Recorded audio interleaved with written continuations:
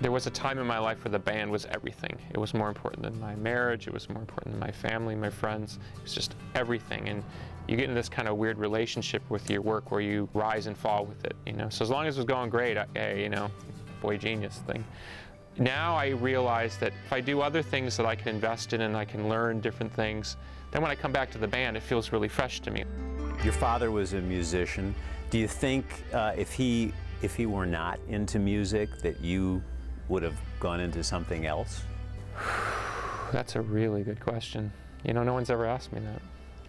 That's why you're good. There is the aspect that my father was a musician and I loved music, and of course it's in the family genes.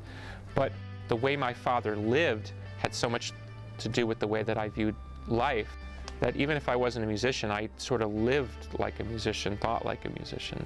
I grew up with like people getting stoned in the basement all night and waking up and there would be mirrors with Coke all over it, and all these different people coming together, whether it was through, you know, the drug use or the rock and roll or just the party that was going on. And so it defined the way I looked at the world, so I don't know how to look at the world any other way. Why did you say I wasn't raised to have a life?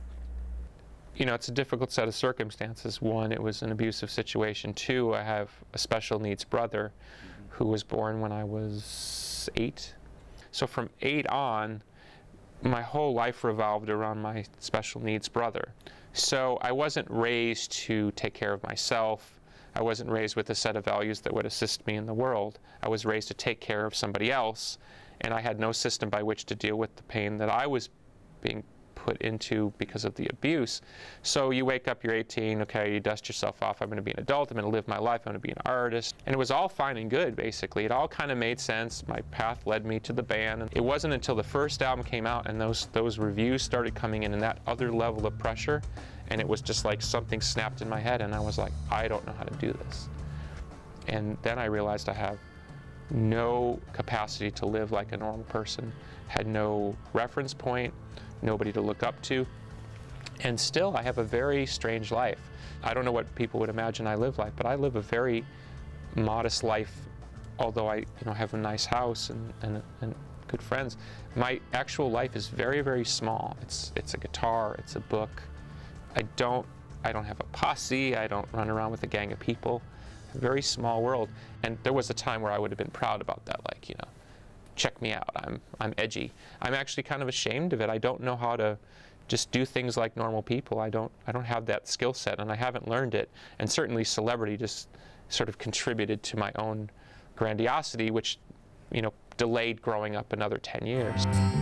I read the news today, oh boy. This stage of your life and your career, are you into the Beatles as much as you have always been?